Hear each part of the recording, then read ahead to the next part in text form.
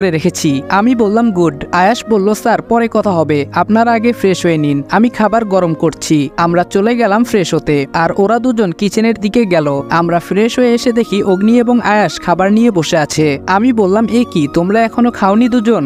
আয়াস বলল স্যার আপনাদের ছাড়া খেতে ইচ্ছে করেনি। আমি বললাম আচ্ছা বসে সবাই। আমি বলার পরে সবাই খেতে বসে যায়। অনলাইনে খাবার আগেই অর্ডার করে রেখেছিল ওরা দুজন। খাওয়ার মাঝখানে ওইখানের ঘটনা জানতে চায় ওরা। নীরব আর রাতুল পুরো ঘটনা খুলে বলে। খাওয়া শেষে সবাই এসে ড্রয়িং রুমে বসতে ফজরের আজান দিয়ে দেয়, আর তাই সবাই মিলে বাসায় একসঙ্গে সালাত আদায় করে নেই। ওদের দেখে বোঝা যাচ্ছে ঘুমানোর ইচ্ছে কারোই নেই, না থাকারই কথা। এই কেস সমাধান না করা পর্যন্ত কারোই শান্তি নেই। আমি বললাম শুনো সবাই, আগামী দুদিন আমাকে বিয়ের জন্য ব্যস্ত থাকতে হবে, তাই তোমাদের উপর চাপটা বেশি পড়বে, তবে খুব সাবধানে কাজ করবে, আর আমি যতটা পারি চেষ্টা করব। আগামী দুদিনের মধ্যে রাফসান চৌধুরী, হাসপাতালের সেই মহিলা, রাবেয়া চৌধুরী, রেজওয়ান চৌধুরী, রহমান চৌধুরী আর ছবিতে থাকা ব্যক্তি, এদের সম্পর্কে A to Z খবর আমার চাই।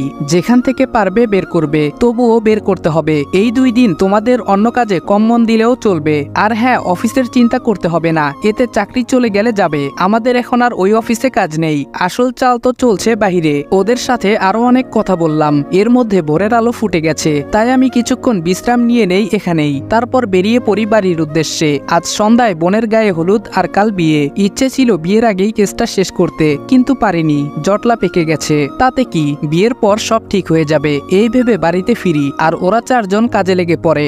সকাল সকাল আমায় বাসায় ফিরে আসতে দেখে বাবা বললেন, আরে রাজ, কাজ শেষ তোমার?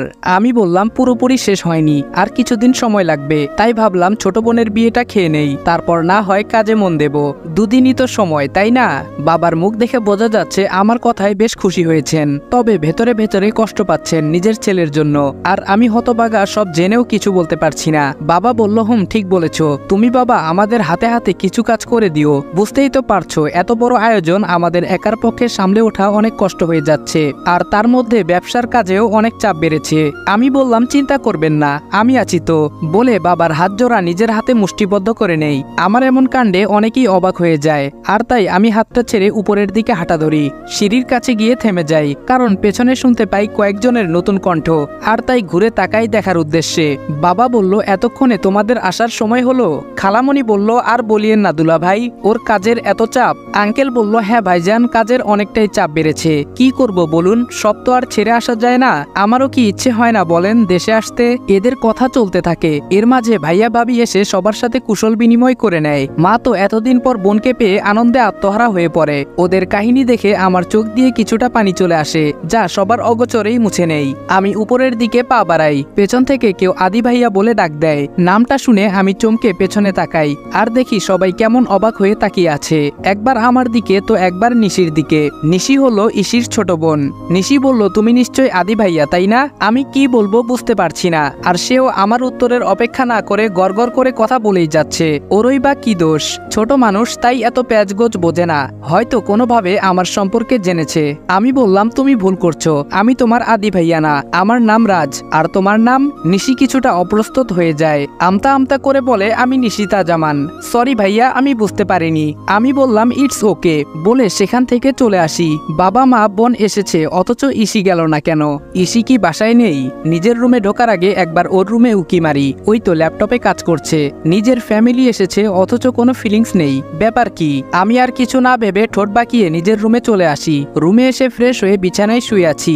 একটা কথা আমার মাথায় আসছে না, নিশি কেন আমাকে আদিব ভাইয়া বলল? আমি নিশিকে দেখিনি কোনো সময়, ওর জন্মের আগেই চলে গেছিলাম। সবার কথা শুনে জানলাম ওই ইসির বোন, তাহলে ওর তো আদিবকে জানার কথা না। প্রশ্নগুলো রয়ে গেল মনে, উত্তর নেই। যাকগে, নিশির সাথে কখনো কথা হলে জেনে নেব, এখন এই চিন্তা বাদ। তাই উঠে নিচে গেলাম, বাবা আর ভাইয়ার হাতে হাতে কাজ করে দিচ্ছি। সবাই ব্যস্ত, এত ব্যস্ততার মাঝেও খেয়াল করলাম ইসি সবাইকে এড়িয়ে চলছে। সবাই বলতে ওর বাবা মা আর কি, উনাদের মনটা খারাপ হয়ে গেল, আর তা দেখে আমারও খারাপ লাগছে। দেখতে দেখতে সন্ধ্যা হয়ে গেল, শুরু হয়ে গেছে হলুদের আয়োজন। ছেলের বাড়ি থেকে কয়েকজন এসেছে হলুদ নিয়ে, তাই সবাই ওদের নিয়ে ব্যস্ত। ইসিও আছে এখানে, তবে খুব চিন্তিত। কি নিয়ে চিন্তা করছে ঠিক বুঝতে পারছি না। কিছুক্ষণের মধ্যে হলুদের অনুষ্ঠান আরো জমজমাট হয়ে ওঠে। সবাই ভীষণ খুশি, আনন্দ আর হৈহুল্লোড়ে পুরো বাড়ি মুখরিত। এখন সবকিছুর মধ্যেই একটা ঘটনায় আমার খুব খারাপ লাগছে, চলুন সেটা দেখি। নিশি বলল আপু, পাপা তোমায় ডেকেছে। ইসি নিশ্চুপ। নিশি বলল এই আপু। ইসি বলল যা, পরে দেখে নেব। নিশি চলে যায় আর